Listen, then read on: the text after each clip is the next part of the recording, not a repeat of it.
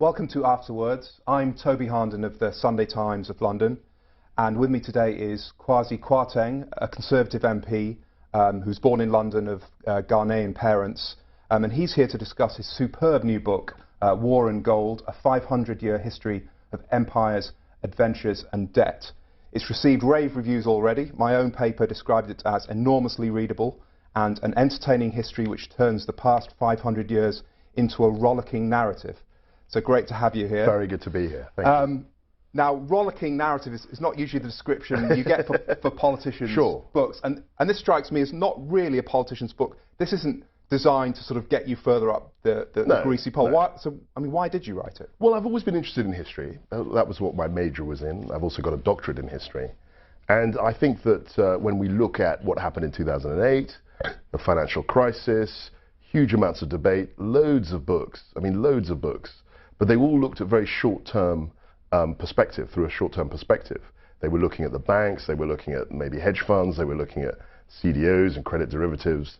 But I thought, hang on, let's take a step back and actually try and understand something about the global financial system, something about the currencies that we have, the dollar, sterling, and also the nature of gold as well, because one of the features of this book is to remind people that we, for 400 years, for 450 years, of the 500-year period, we had a gold-backed currency. Yeah. And it was only in 1971 when Richard Nixon famously went off gold. He shut the gold window. Now tell me about that. One of the things I love about this is you have an eye for the dramatic moment. That's right. And I mean, it's about, you know, an ostensibly sort of dry subject, sort of money. Sure. But tell me about that moment in 1971 when the TV programme was interrupted. Well, there are key moments in any history, in any historical narrative. There are always going to be key moments when people just step back and think, oh my God, this is what's happening. And 1971, it was August the 15th, I think, on a Sunday, was very much one of those moments when Richard Nixon essentially appeared on national television halfway through Bonanza, which is this great cowboy show. It's probably not really my time, but maybe viewers will remember that show. And he interrupted the show to say, we're not going to allow the dollar to be converted into gold anymore. And this, in many ways, was one of the most significant events, the most significant things to have happened in the history of money. And it was a very decisive moment where essentially he shut the gold window, that's what the term was, where people could not simply come into Fort Knox, metaphorically, and say, here, at $100, I want to get the gold value. And that was as a consequence of, you know, the big, bad problems that the American government, the federal government, had got into with its debt. They were trying to fight the Vietnam War and also pay for the Great Society. And it just didn't work out. There was a huge, there was a deficit, there was a trade deficit. And people like the French and bad people like the Brits were coming to change dollars into gold. And so Richard Nixon decided to stop that. Interestingly enough, the federal chairman at the time, the head of the Federal Reserve, Arthur Burns, was very skeptical about that. I mean, he was an old school kind of balanced budget conservative guy. And he was very wary of actually stopping the gold, decoupling the dollar from gold in that way. And another key moment, dramatic moment, is Lloyd George in the House of Commons in 1914. That's right. Another big year. We see the great thing about British public finance for the 100 years before the First World War, before 1914, was essentially they ran balanced budgets. I mean, it's difficult to imagine that now, but the whole of the Victorian era and the 19th century, and these guys with top hats. And a stable interest rate. Very stable interest rates, very stable fiscal policy. And what happened in the First World War, and this is one of the key moments of the book, was that all of that just went to pieces. So in order to defeat the Kaiser, in order to defeat Germany, the British Parliament essentially had to vote through massive spending. And he stands up and says, you know, this is an extraordinary thing that we've done. We're going to now borrow billions of sterling, whereas generally it had been hundreds of millions, the budget, up to that point. But they borrowed huge amounts. The national debt went up 10 times, if you can imagine, more than 10 times. So from about 700 million sterling to over 11 billion. And the House of Commons just nodded it through because they would do whatever it took to defeat Germany. That was the attitude. And obviously a thread right the way through here, and in the title is this sort of push-pull effect of war. Absolutely right. and money. And you contemplated calling the book Order and Chaos. Order and Chaos, that's right. I mean, I'll tell you, I mean, order, I think, is represented by the gold standard, or by a commodity standard, where you can see that, this is how much my dollar or my pound is worth, and it's linked to some sort of external value, a commodity, for example. Chaos, and one of the arguments I put forward in the book is that we're in a period of relative chaos at the moment, is when you don't have any kind of mooring to commodities. You have what is called fiat money, paper money, and essentially you're just at the mercy of the printing press. You can just keep printing money. And there is a strand of opinion, certainly in this country, probably more than any other, which says that was a mistake. We should get back to the gold standard. It's associated with people like Ron Paul and people like that. But this isn't a polemic. I'm not trying to write a really good narrative to explain how we got to where we are. But I think there is some force in the argument that, hang on, we need something more structured than just the ability of governments to print money. Yeah, I mean, the quotes from Ron Paul and his co-author in, I think, 1981, That's saying right. the 10-year experiment with paper money has failed. That's right. And, I mean, that is an argument that is very, very resonant here. I mean, there was a big following for Ron Paul in 2008, 2012. His son, Senator Rand Paul, is probably going to run for president in 2016. I mean, do you think we should return to the gold standard? Could we? Well, there's a different factor in terms of how we could. I'll talk about that initially. The only way we can get back to the gold standard, I mentioned that in this book, is for the Chinese, essentially, to decide unilaterally. They could reinstitute the gold standard tomorrow. They could say, right, a yuan or a renminbi is going to equal X amount of gold. And they've got enough reserves to back that. The only problem for them is that they run an export model. So if they did that, the yuan would become a very, very strong currency, which would be complete reverse of their export-led growth policy, where they want to keep the value of the yuan low so that their exports are cheap and we can buy them, essentially.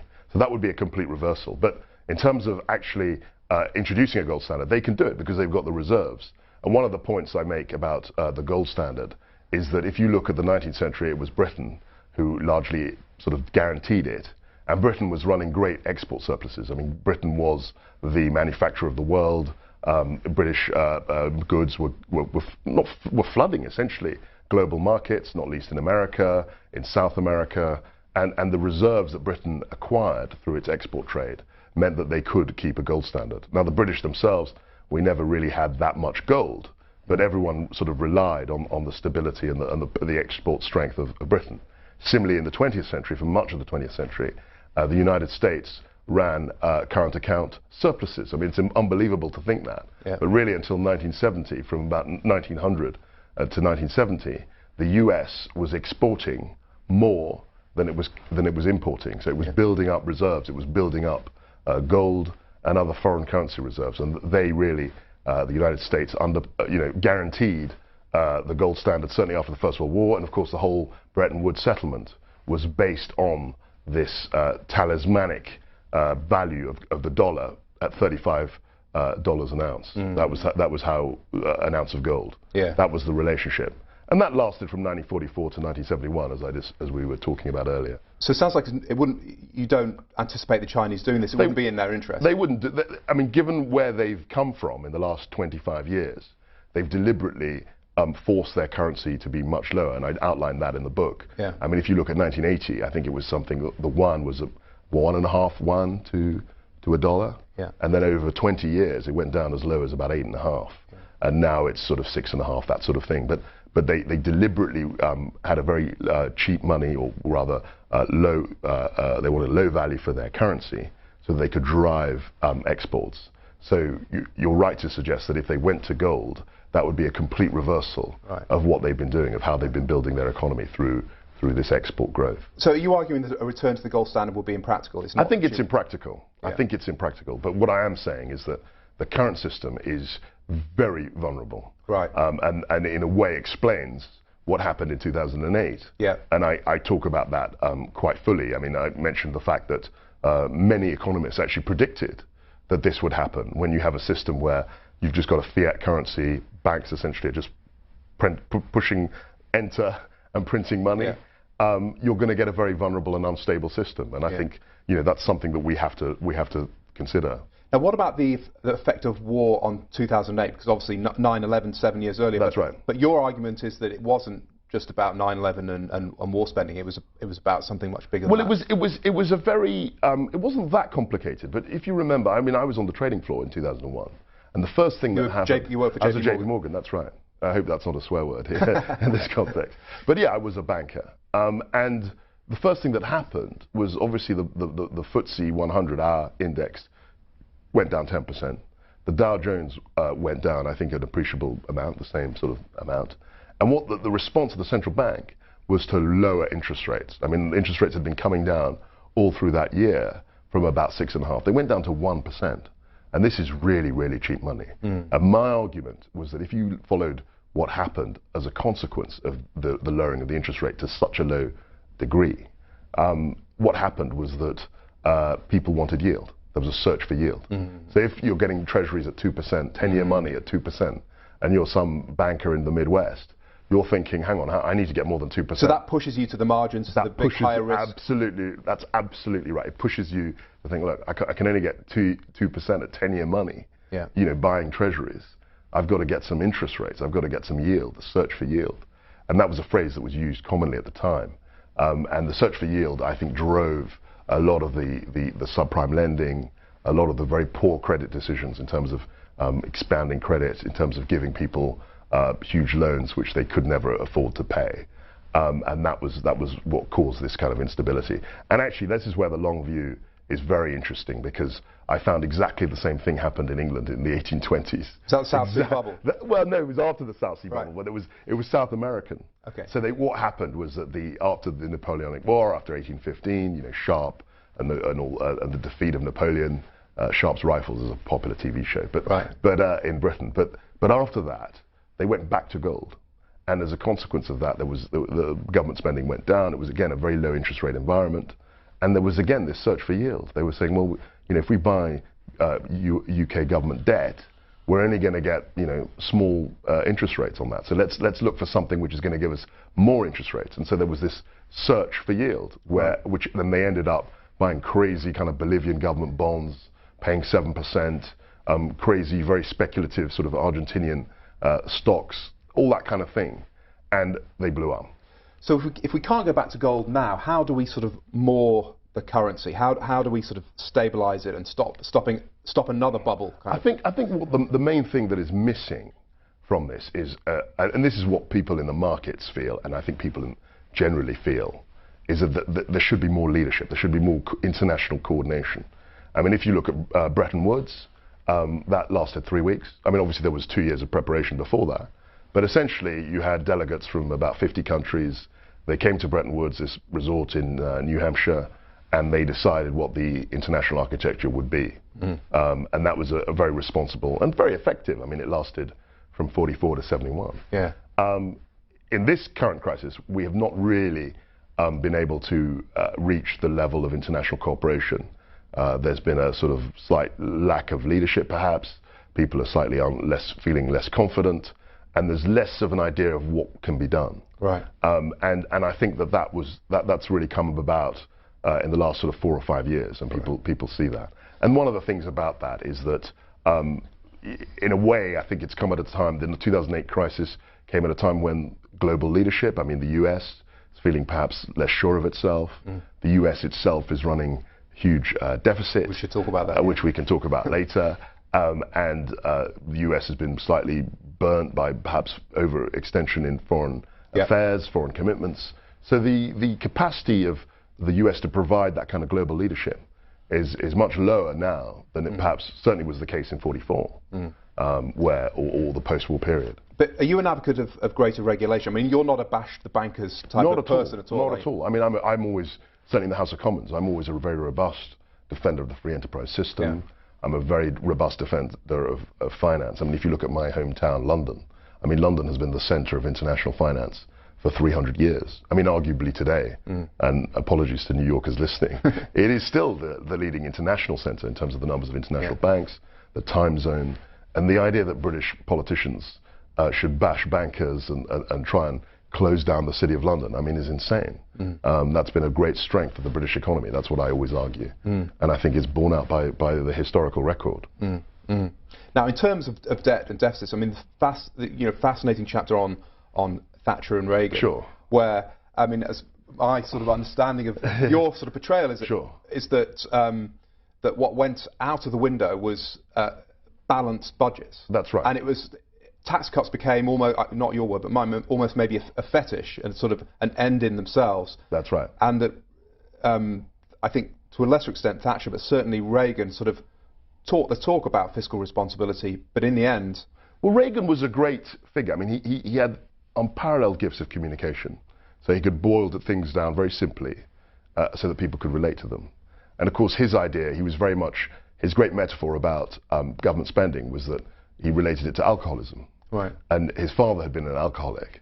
So if you look at his speeches, certainly from the early 80s, he keeps talking about, you know, we've been on this massive binge, yeah. we've got a terrible hangover, we need to sort ourselves out. And that was the rhetoric, the metaphors he used.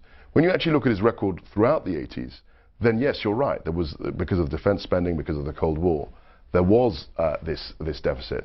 And that was the time, I think, when certainly people on the conservative side of the argument here in America were very focused on tax cuts, regardless of expenditure.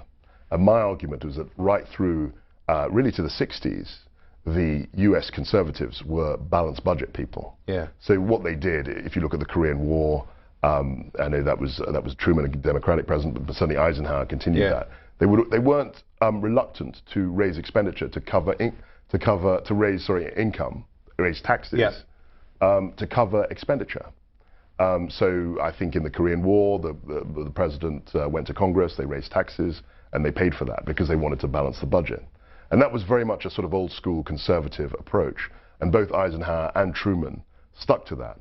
It was only really in the 60s that you started getting these endless deficits. And in a way, my argument is that the conservative movement in America wanted endless tax cuts. Yeah. Because they said the tax cuts would increase revenue.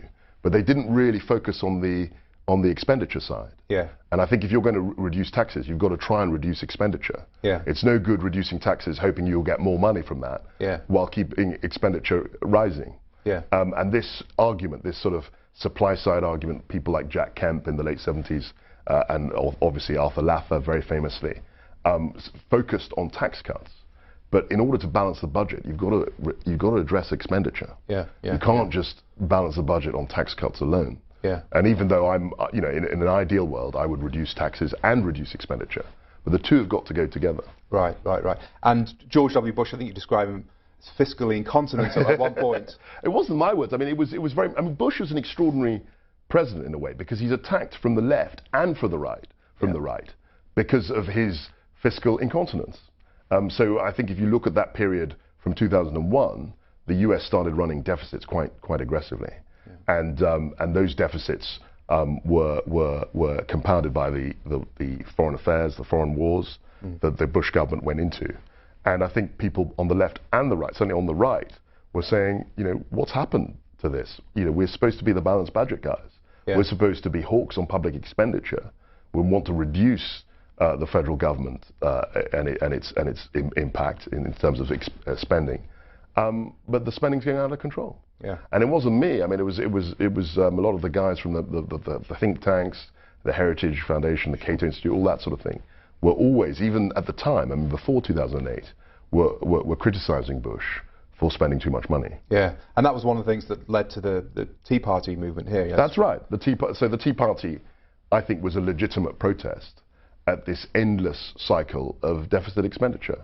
And you know, the federal debt was going through the roof, the deficit was going through the roof, and you forget, I mean, people forget that in America, the budget was balanced. And in my country, in Britain as well, the budget was balanced in the late 90s. I mean, I remember when I started work in the late 90s, they were saying that the 30-year bond, the T 30-year bond, would be abolished because the government wasn't borrowing any more money. And so in 15 years, we've gone through the completely reversal of that position. And I think, in my book, I argue that the Bush administration had a part to play in that reversal. Yeah. And so how do you view the Clinton era of the 1990s, not the possible Clinton era? No, I mean, I don't know about the 2016. I mean, it's, you know, who knows about that. But certainly the Clinton was, I mean, if you just look at the numbers, if you just look at where the budget was, it was quite a responsible time in the sense that public expenditure didn't rise. It rose a little bit, but not as fast as it would subsequently. Tax revenues were, because of the booming economy, were increasing. And the budget was largely balanced. Now, a lot of his opponents would say that a lot of the problems were deep-seated, that he didn't address in terms of entitlements and social security and that sort of thing. But year on year, the budget was very balanced. And I quote Greenspan when he came to Congress in 2001. And if you read what he was saying, I mean, it's extraordinary. He was saying that essentially we're going to abolish the national debt. The glide path to zero debt. That's right. But that was the environment in 2001. Yeah. There was very much the view, this is pre-9/11, that somehow, you know, we'd discovered perpetual motion. The U.S. economy was growing at 3 to 4% every year. You know, public expenditure wasn't going up very fast. And that was based on some very, very optimistic estimates, which were not shared by everybody even at the time. They weren't shared by everyone at the time, but the fact that a chairman of the Federal Reserve could come to Congress and speak, as you mentioned, of the glide path to zero debt in 2001, the summer of, before 9/11, is extraordinary, given where we are now. It is extraordinary that 15 years ago, people actually thought, credibly thought, that they would have abolished the national debt, the federal debt, certainly by 2014. And so what is your view of Alan Greenspan? I mean, there's a lot about him. Yeah, I mean, I think he was I think the most important thing about him, I mean, I'm a historian, so I look at what people do, their sort of personalities, because I think that's very important. And one of the most interesting things about him was that he loved jazz music. He was a jazz, sort of player, clarinetist, I think, or saxophone, in the 40s. And I would suggest that he took very much a jazz player's approach to managing the economy. It was very improvised. Yeah. I quote people who worked with him who said the plan was there was no plan. Yeah. He was very, very savvy about, well, he felt himself to be very savvy about markets. He responded very quickly to what the markets were doing. And the most important thing about him in terms of his career was very early on in '87, early on in his tenure as chairman of the Federal Reserve. He essentially, in his own mind, saved the Western world, right, because of the crash of '87. Yeah. It was a big Wall Street crash. Which would prompt a certain degree of self-confidence. That's right. So that was the trick he played at that time. Very, very, very cheap money. He lowered interest rates. He pumped huge amounts of liquidity into the system. And he averted a 29-style disaster in '87. That was very much. And so once you do that very early on in your career, and you play those tunes again, don't you? I mean, if you're successful doing one policy very early on, the temptation is to keep repeating it, which is essentially what he did. And now I would argue by 2002, 2003, the very, very cheap money policy stored up its own problems, as we've talked about. Low interest rates, again, the search for yield, and then people sort of investing in very high risk products to get that yield. Right. And that's what created the instability. And Ben Bernanke, I think you describe him, he comes across as sort of an obsessive sort of interventionist. Yes, I mean, that was very much the style. I mean, so I think Greenspan set the ball rolling in '87. And one thing you've got to remember about all of these people running the Federal Reserve is that they are obsessed with 1929. And the one lesson that they've learned from 1929 is that... And Bernanke had written... he's written papers and done research. And they're obsessed with the idea that in '29, the Federal Reserve, the authorities, if you like, didn't do enough. And they contracted the money supply at the wrong time and all the rest of it. So this endless liquidity, pumping liquidity into the system was very much their response from what they'd learned. Do you think it was the right response? I think to do it willy-nilly as they did was perhaps slightly risky. I think that they perhaps overlearned, or perhaps learned some of the wrong lessons from '29. And what people like Friedman pointed out was that in '29, the authorities made it worse by shrinking the money supply. They didn't need to do that. But this idea, these endless bailouts, these endless huge amounts of money that people can't even comprehend, I think created potentially its own instability, and also alienated a vast section of Middle America. I mean, the Tea Party revolt was very much initiated or given fuel by these endless bailouts and this endless printing of money and this endless spending. And that's what people really got cross about. And we're still seeing the ramifications of that now. And you talked about, certainly rhetorically at least, in the sort of Reagan-Thatcher era, a lot of talk about sort of the household budget and, and putting things in a very simple, not simplistic, but simple manner. You know, although as you say, they kind of diverted perhaps Sure. from the balanced budget. But now we have this sort of system where you have a currency that's sort of untethered, Sure. a sort of jazz approach to managing it. That's right. And these huge, as you say, like Billions, figures, trillions of figures you have to Google to sort of begin to comprehend. That's right. And so how, I mean, I guess for the average American, you know, I think how do we get back to some sort of sanity and something that people can understand? Well, what I argue in that book, in my book, and what I think people are, from all sides of the political spectrum, are looking at, is you're going to have to balance the budget at some point. Yeah. I mean, certainly in the UK, in my country, the argument isn't about whether we balance the budget, it's how quickly we get to balance. Because endless deficits simply isn't sustainable. Yeah. And I think there's a more of a consensus about that than people might realize. Yeah. Now, how you balance the budget and over what time frame, these are political discussions that are... Entitlement reform, huge. All of that is very important. But I think that certainly if we're going to get back to stability over the next 10, 20 years, I think a balanced budget approach is something that people are beginning to focus on.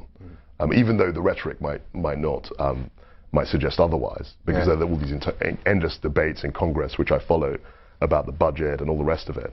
But I don't think even the most extreme Democrat is suggesting that we run deficits from now on, you know, to kingdom come. I don't think anyone is suggesting that. And have you talked to American politicians about this? I mean, this should be, I imagine, a book that people like someone like Paul Ryan or anybody really on Capitol Hill. I mean, they should. I mean, it's getting, as you say, rave reviews. I think it's an important book because it's trying to bring back this idea of the balanced budget straight into the political mainstream. I'm trying to show that balanced budgets are what made Britain and America very, very powerful countries over the time in which they held a preponderant power in global affairs. So I think it's very, very timely and important. And I have spoken to one or two people about this. I mean, I tend to I'm a conservative politician, so I tend to be more hawkish on public spending than perhaps some of my other colleagues. But this is definitely something which is being talked about. Yeah, yeah. And so, I mean, broadly speaking, as the terms that are used, simplistic terms in the sort of public debate is sort of growth versus austerity. That's right. And I mean, is that a useful way of looking at things? It's a slightly crazy way of looking at it. I mean, so the argument about growth, which was first, it's a very new argument. I mean, in the context of 500 years. It's only really in the 60s that people started saying, and it was sort of Lyndon Johnson, JFK, towards the end of his brief, tragic tenure of the presidency. They started saying, well, we shouldn't worry about balancing the budget, because if we run the deficit, we'll get more growth, and therefore we'll be able to balance the budget. Right. In the medium term. So it's a kind of circular argument. So what do? I've got a deficit. So, well, let me run the deficit more so that I can get more growth and get more money in, and then to pay off the deficit, to pay off the debt. And it's a circular argument. Right. And you didn't really hear it until the early 60s. And that's a point I make in the book. So it's associated with the name of Keynes. Yeah. And they talk about Keynes this and Keynes that. But Keynes himself realized that deficit spending was an exceptional thing. When there was a slump, he said you can spend more money. But he didn't envisage, he never dreamt of people running deficits year in, year out.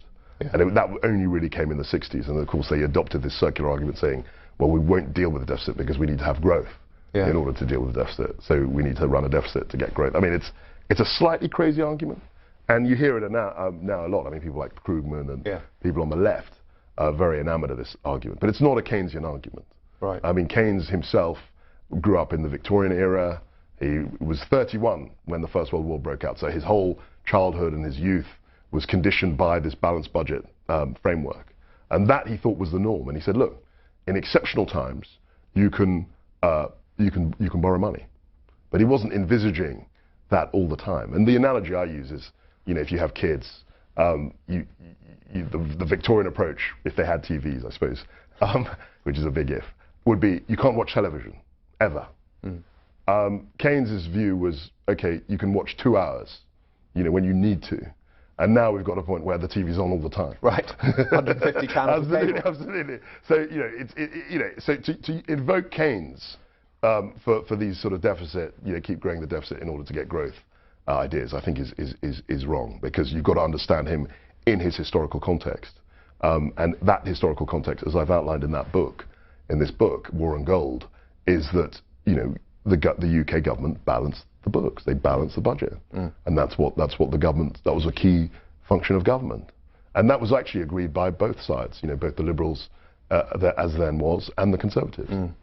You talked about China earlier. Where is China in all this? Often described as sort of America's banker. Sure. And I was interested in the section you talked about some of the rhetoric from Republican politicians, Mitt Romney in 2012, That's talking right. about naming and sort of shaming That's right. China as a currency manipulator on day one of his presidency, which never happened. Never happened. And he talks about sort of the economic nationalism. That's on the right. right. I mean, the economic nationalism has always been a theme in America.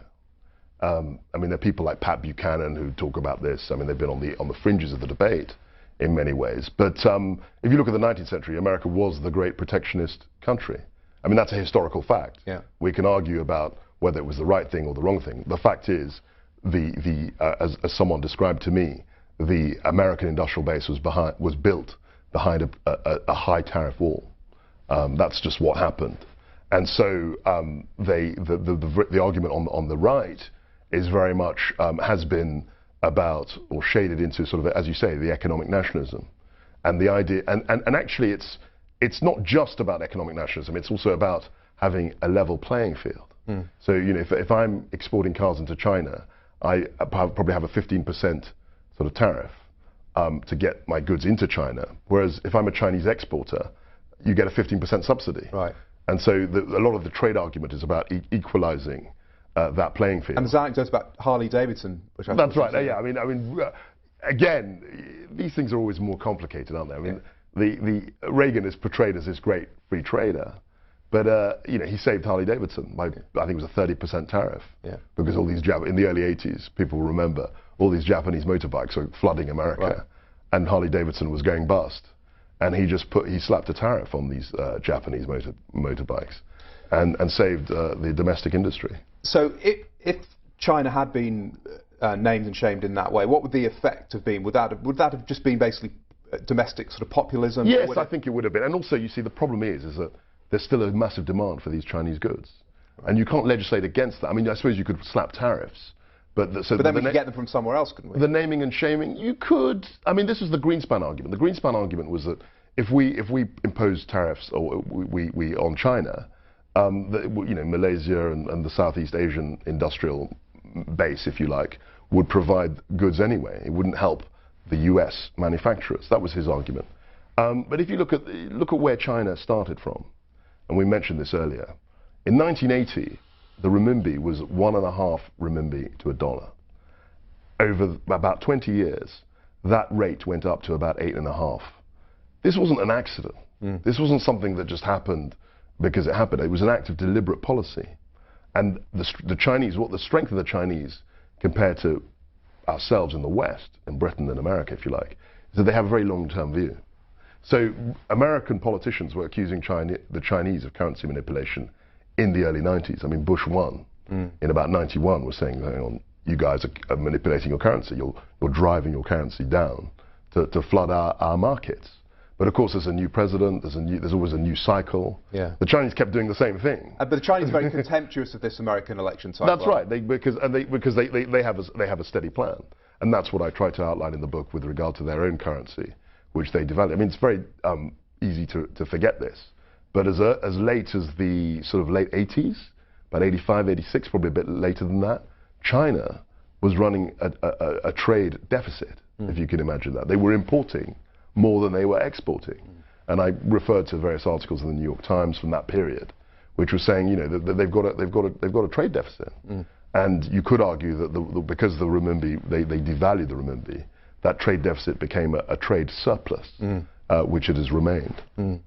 Now, you're a relatively unusual British politician. Sure. You've got a sophisticated knowledge and experience of the United States historically, but you also spent, was it a year at Harvard? Yeah, I spent an excellent year in Boston or in Cambridge, Massachusetts. When was that? At Harvard University, 96, 97. Right. So I kind of lived through a lot of that crazy period. I mean, it was an interesting time because a lot of my classmates, people who were my age, were going straight into Wall Street on very big salaries. And you know, this was just before the dot-com boom, but a lot of them went into that. So it was those were kind of go-go years. You know, there were cigar crazes and all that sort of thing. Consumption, high living, all of that sort of thing. There was quite a kind of Wild West period, I think, in finance. And of course, that all came to a grinding halt, certainly after 9/11. And there was a very long bear market. Well, a short and sharp bear market. When the tech bubble burst. I mean, that burst sort of 2000. And people forget that. That was a difficult time for the markets. And given your sort of historical knowledge of America and your sort of personal experience, what strikes you as the big sort of differences in the sort of economic and political debates on either side of the Atlantic? I think in America, people are much more conscious of this whole public spending idea.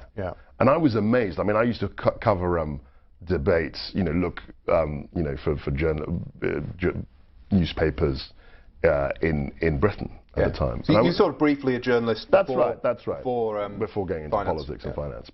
But yes. So what amazed me about these congressional debates was that often, I think one time in '96 they were arguing about $300 million, which sounds like a lot of money, but the budget was something like 1.6 trillion or 1.3 trillion. And this is a very, very, very focused and very passionate debate. And I think that level of budget scrutiny doesn't quite exist, certainly in Britain and perhaps in Western Europe. I think, and the whole language and culture about, pork, earmarks, all of that, those sort of terms. These aren't terms that are used in Europe. But do you think Britain and Europe could learn some of it?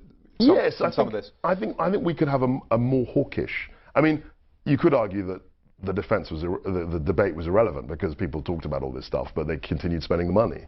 So you could argue that all of that intense scrutiny on that didn't really amount to much. But I think having a conscious approach, a very, very critical approach to tax dollars, that phrase, tax dollars. No, I've never heard the phrase tax euros. You see what I mean? So I think people here have a more fundamental sense of the idea that taxation comes from the people, comes from the people's work, and is spent by the government. Whereas I think in Europe there's more of a kind of casual acceptance of government spending. Somehow the government spending its money, or they don't really make the connection between. There's a real sense here that this is sort of our money. That's right. And a sort of anger, genuine anger that you're spending it. Yes, absolutely right. So there's the we the people on one side, and the government, which is extracting money from the people through taxation and then frittering it away. That's part of the kind of Tea Party view of life. Whereas in Europe, I think Europeans and British people probably have a slightly more benign view of government. Certainly, I think, and so that benign view means that the government's spending money for us, and there isn't that sense of this is my money, like Gollum in the Hobbit, the pressures. Well, wasn't it the Reagan line, the sort of joke, I'm from the government, I'm here to help you. Absolutely right.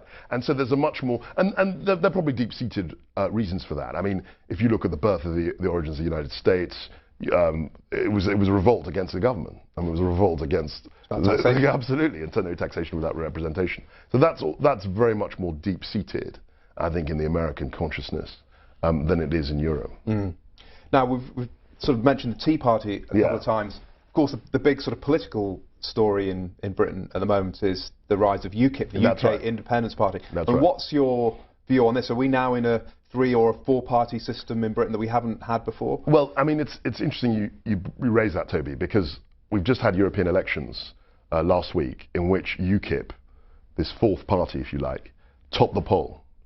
And that's the first time, I think, since 1906, that's 108 years, when neither Conservative nor Labour, the two main parties, have won a nationwide election. So it's very significant. And we don't actually know where this will end up. UKIP, ostensibly, their main reason is to try and get Britain away from Europe. They want us to leave the EU. But it's a much wider sort of cultural revolt against a political class that they feel is out of touch, that is elitist, that doesn't connect to ordinary people, that lives in its own bubble, that is very much drawn from the same type of person. Even though they're different parties, they're all pretty much the same. Sort of political class elite. That's right, that's right. And it's very much a kind of anti-establishment, peasants' revolt type situation, which in America I think people are very familiar with. So you see some parallels between UKIP and the Tea Party. There are clearly parallels. I mean, we're in Washington now, but and Westminster is much smaller than Washington, but it has the same sort of resonance. You know, these are people who go to fancy restaurants, they wear fancy suits, they speak a language that we don't understand, they're completely cut off their constituents, and they essentially, regardless of who's in power, whether it's Democrat or Republican, the spending goes up, and there's no responsibility, there's no accountability, and a bunch of guys in what you call Main Street are saying, we've had enough. And there's this sort of popular insurgent aspect to it. And Farage, Nigel Farage, who is the leader of UKIP. Who's a sort of smoking, drinking. Yeah, smoking, drinking. I mean, he bloke in the pub. Absolutely. I mean, he gets you know, he can get photographed with a pint of beer in a way that no politician would dream or dare to do. And so there's very much the view that these people are out of touch, and it's time for direct action. And he calls his army the People's Army, his troops, his party. He calls it the People's Army, and that's very much the kind of peasants with the pitchforks over the hill, right. You know, coming and they've saying they've had enough. And so, do you think your party, the Conservative Party, can learn from UKIP? I mean, is it going to be about trying to bring them into the tent or pushing them? Well, this is the $64,000 question. I mean, I suspect that the centre-right, this is my own private view, the centre-right in Britain needs to have some sort of accommodation at some point with UKIP. Because it's very difficult, given our parliamentary system, to see how a Conservative Party can get an overall majority without a lot of those UKIP voters coming back and voting Conservative, because they generally are of a Conservative disposition. I know that people argue about this, but if you look at their councillors, if you look at their activists, a lot of them have come from the Conservative Party. I mean, what we're seeing sort of at the moment in the US 2014 primaries is a lot of Tea Party challengers losing, but Tea Party ideas being sort of brought adopted. In, and really the narrative's been about the establishment versus the Tea Party. But in a way, a lot of the primary victors in the Republican primaries are sort of fusion candidates who That's are right. sort of who have well, the difficulty that we have with UKIP is that they're not part of the Conservative Party. I mean, the Tea Party generally in the US, as far as I can see and have followed, are within the Republican Party. So they're fighting... To a degree, They're fighting more primaries. So than UKIP, certainly. That's right. They're fighting primaries within the Republican Party. So it's a battle within the Republican Party. Whereas UKIP are fielding other candidates in a separate party. That may well be a development of the Tea Party. I mean, the Tea Party could end up being, I suppose, a party challenging the Republican Party. And if that were the case, I think the Republican Party would have a serious problem. Because essentially, instead of contesting primaries and then deciding on one candidate, you would have, you know, the Democrats, the Republicans, and the kind of Tea Party representative. And you had that, I think, with the Ross Perot. That was very much a similar situation, where as a third party, I think he killed Bush in '92. Right. And that's very much the danger. Now, we talked about the sort of political class. I mean, do you see yourself as a professional politician, a lifelong politician? No, I mean, I've done other things. You've been in Parliament since what, 2010? 2010, So I've been 4 years, and I'm a writer, historian, worked in a bank for 10 years. I've done different things. And I think it's quite unhealthy, actually, to have professional politicians. I can see why they've evolved, but I think you need to have politicians with a wider perspective. And that was always a great strength of the House of Commons, I think. The House of Commons drew on people from all sort of backgrounds in many ways. You had manual workers. I'm talking about the mid-20th century. You had people, you know, like Winston Churchill, who was a sort of journalist, writer, soldier. You had quite eccentric characters. You had people from different walks of life, different professions. And I think that added to a sort of diversity and a variety. You didn't just hear the same voices. The nature of modern life, people are more specialized. There's a huge culture of being a special advisor, or, you know, in American case, working on the Hill. And I think that has sort of bred its own, kind of got its own momentum. And I think you were saying that the three party leaders currently in Britain are all essentially professional politicians. Well, if you look at them, I mean, this is a fact. They were all, I think, born within 3 years of each other, between 1966 and 1969. So they're all exactly the same age. They all went to either Oxford or Cambridge. And they all, as their first job out of university, worked in politics. And that's a fact. And Nigel Farage, the head of UKIP, comes along. Yes, he went to a private school, but he didn't go to university. He didn't actually, he doesn't have a degree. You know, and so he can say, look, I'm not like these guys. I've actually worked as a commodity trader. I've done this. You know, I'm an ordinary bloke. I'm an ordinary guy. And that may be false. I mean, he's been a politician as long as I can remember, actually. But, you know, it has a sort of grain of truth. Yeah. And people who are angry, you know, they're not looking for a forensic sort of truth. They're not looking to analyze all the circumstances. They just want a story. And his story is quite convincing, superficially. And, I mean, your own sort of personal... I'm always very struck... I mean, I write for the British Press, but I'm based here, but the sort of obsession, in a way, in Britain, or maybe it's just with the British Press, with class and schooling. Absolutely. Now, you yourself, you went to Eton, the top Eton, public, meaning private boarding school. That's right. I mean, Eton is a very famous school. Yeah, and same, as did David Cameron. That's right. I mean, I have a slightly unusual background because my parents were immigrants from Ghana, which was part of the old British Empire. So my first book was about empire, Ghosts of Empire. Yeah. So I have an unusual relationship with the British establishment, insofar as my parents are immigrants. They came to Britain in the 60s. I was brought up in London, but then I went through these elite institutions. You went to Cambridge University? I was at Cambridge University. And so I kind of got both sides, if you see what I mean. I mean, my parents were very much from the old colonial empire. Kwarteng is a very common name in Ghana, not so common in Britain. Maybe it is more now, but... and so I could see sort of both sides, if you like. But I think, and with that double hat, I would say that there was a problem, I think. There is potentially a problem in that, you know, people from more marginal backgrounds, you know, do struggle to get a voice. Yeah. And I think it's very important that as a political class, we open ourselves up. You know, people who are active in politics, not just in Britain, but in America, should be more open, and it should be a much easier way for people to be able to come through and get representation, and maybe, you know, be representatives themselves. But the nature of the media, the nature of modern communications, modern life, if you like, means that you have to be quite specialized. You have to decide to do that at a relatively young age. And that creates this class, I suppose. Now, is it 3 books you've written in the last 4 years? Two big ones, and I've co-written a couple of others. Yeah. I mean, I noticed you haven't tweeted since 2010. I'm quite old-fashioned. And you don't have kids. But how have you, even so, I mean, how do you manage to write something as thoughtful and wide-ranging? That's very kind. I mean, I think the best advice, the 2 things about writing a book. The smartest thing that anyone ever said about writing a book was actually Winston Churchill. He said, it's like building a house. You've got to work out how many floors the house is. You've got to work out what the external structure of the house is. You've got to work out how many rooms and bedrooms, all the rest of it, before you worry about, you know... And Churchill actually built houses. He did build houses, absolutely. But you've got to work out the structure before you work out, you know, what the quilt your duvet is going to have, or you know, how your sofa is going to appear, or what the patio is going to be like in the garden. You've got to actually look at the actual structure.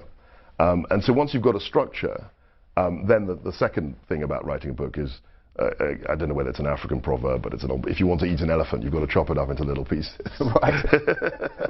So once you've got the house, then you've just got to take a very gradual approach. And a book like that, people think you just rustle it out of thin air. I mean, it took about 6 years. I mean, when was the financial crisis? 2008. And I was thinking about it even before 2008. I mean, your PhD was in economic history. That's right. So I'd studied economic history at Cambridge University. I'd done quite a bit here when I spent my year abroad in Boston. And so these thoughts have been evolving for quite a while. I mean, I've always been interested in gold, and you know, I suppose from the African continent, my home country used to be called the Gold Coast. Right. So there was always that sort of interest, and looking at, you know, in politics in terms of finance, and worked in a bank for 8-9 years, and all of that came together. And I took a very gradual approach in writing the book. And of course, when the book appears, everyone says, how did you do that? It must have taken you 3 months. But actually, it takes a much longer time. And do you have a routine, a certain number of hours a day at a certain time of the day? There are certain moments in the week. Monday mornings are quite good. Saturday afternoons are good. And then in the recess, I try and allocate a bit of time every day. Yeah. It's the eating the elephant thing, chopping it up into small pieces. Right, so it's and then you just do steady as you go. And then, you know, if you've got a clear idea of what the sort of book you want to write, you can actually get there. Yeah. I mean, the danger is, but you need to keep to the structure. and you need a plan. Now, if you don't have a plan, it's practically impossible to do something like that, given the pressures and the constraints you have, you know, the amount of time you spend in the constituency. But my constituency is quite close to London. I'm struck, when I've been to the National Archive, I've bumped into constituents because they're interested in their family history. And, you know, it's a hobby. You know, people have hobbies, even if they work very hard. Yeah. So it's not something that I see as work, really. Right, although extremely relevant. Well, I try and make it relevant. I mean, that historical perspective is a thing that I think a lot of politicians sometimes lack. I think it's key. I think it's absolutely key to trying to understand modern politics. You've got to understand where we've come from. And I think it was, again, Winston Churchill or someone like that, who said, you know, if you don't read the past, you're condemned to make the same mistakes. And I think that's very true. And one of the things that struck me as well, I said right at the beginning, this is not sort of a politician's book. I mean, it's not a polemic. No. You're not judgmental. Obviously, you select, as everyone does. But does this help your political career? I mean, how does David Cameron view it? I don't think it particularly. I didn't write it to get up the greasy pole. But you know, history and understanding history is a more of a medium to long term thing than, you know, trying to get appointments week by week. Yeah. But I think in the long run, I think, you know, you've got to clearly set out what your beliefs are, where you're coming from, your kind of intellectual hinterland, if you like. And I think that's got to help a political career in the end. And I think that certainly in Britain, I'm not sure about the United States, but there's always been quite a big connection between understanding history and politics. Yeah. We've had a long tradition of historians in politics and politicians who write history. Yeah. Churchill, who I've mentioned many a times, is probably the greatest example of that. Yeah. He wrote reams and reams of history throughout his career. Yeah. And if he was on this show, I mean, he wrote a history of the First World War in 6 volumes while he was Chancellor of the Exchequer. I have no idea how he managed to do that. Yeah. But, you know, other people like Roy Jenkins. Roy Jenkins was a writer. Our current Foreign Secretary, William Hague, has written excellent biographies of British politicians. It's something that is quite connected in Britain. Yeah. You know, this link between history and politics. Yeah. And I think that's quite healthy, actually. Yeah. And there's a great quote in there which almost goes against this, from Norman Lamont, who said politicians don't have the luxury of expressing doubt. That's true. But I sense from here, you know, you use the word nuanced quite a lot, that you do have a nuanced view of things. I mean, are there things that surprised you, things that you studied that actually changed your view? Yeah, I mean, they did. I mean, I think if you look at this whole idea of government spending, I mean, what I was amazed at was the extent to which we're living in completely uncharted territory. As I say, for hundreds of years before 1971, there was a gold standard. And it was only really in the 60s that people kind of challenged, certainly in Britain and America, challenged this idea that we've got to balance the budget every year. And so this idea where we're running continual deficits and we've got a paper-backed currency, fiat money, is quite new. I mean, this just wasn't something that happened before 1971. And certainly after 1971, you know, the extent to which we were spending more money wasn't as pronounced as it is today. And these bailouts and this QE. So it's the sort of new normal, but it doesn't have to be that way. It doesn't have to be that way. It's quite new. I mean, QE, quantitative easing. I mean, who heard of that? More than 10 years ago. Who had ever heard of QE? I think I first heard it in 2007. Yeah. That phrase, and then it became a kind of, you know, one of these received sort of phrases that you would think had existed since, you know, God was a boy, but it didn't. Right. It was new, and so the extent to which today's situation, today's circumstances are relatively new, was something that struck me. Right. Now, and what of your political career? I mean, the term Black Boris, which is a reference to Boris Johnson, that's right, Mayor of London. I mean, I think you've been floated as sort of a British Obama. Well, every politician of colour, I think, you know, black, ethnic, whatever, in Britain is touted as the British Obama. Yeah. Which isn't, I mean, given Obama's poll ratings, perhaps isn't something that one would necessarily aspire to be. But I mean, we've got to get through the 2015 election. Yeah. I mean, I've got to hold my seat, which I hope to do. And got a healthy, 10,000 majority? Yes, healthy, but, you know, majorities can come and go. Yeah. And I think, you know, in this UKIP thing, that's something that, you know, I've got to keep an eye on. Let's see where we are after 2015. I mean, the whole political sort of career thing, debate, in terms of where people are going, is dependent on your party's success. Right. And obviously, I'm hoping that the Conservative Party, you know, win resoundingly. and then my career will go in a different direction. Right. If we're out, who knows what will happen? Yeah, yeah. Now, have you got another book in the works? I'm toying with a few things. I mean, I'm very interested in Margaret Thatcher. Yeah. Because obviously she's a key figure in the book in many ways. And I interviewed Charles Moore on afterwards. Oh yes. About his biography. It's a great book. Yeah. Great book. I mean, I know Charles well. He'd been working on that for a very long time. But Thatcher, I think, was one of those figures, certainly in British life, who immediately became a kind of iconic figure. Once she died, you knew that she was someone that people were going to argue about for decades to come. And there are very few, I mean, I'm nearly 40, but there are very few people in my lifetime in Britain who had that sort of iconic status. Right. I mean, I mentioned Churchill earlier, but he died 50 years ago. This is before my time. But Thatcher, for my generation, whether you loved her or loathed her, was a key figure. Yeah. And I'm very interested in her leadership style. Not just that she was a woman, but she had a nonconformist Methodist background. Her father was a Methodist lay preacher. She had a lot of sort of religious imagery, which she used. She was almost like a sort of preacher in terms of her style. And she was a big inspiration to you. One of the reasons. Well, yeah, she was. I mean, she was an inspiration. I mean, she became prime minister when I was 4 years old, so I don't really remember that. And I remember the day she left. I was probably 15 and a half.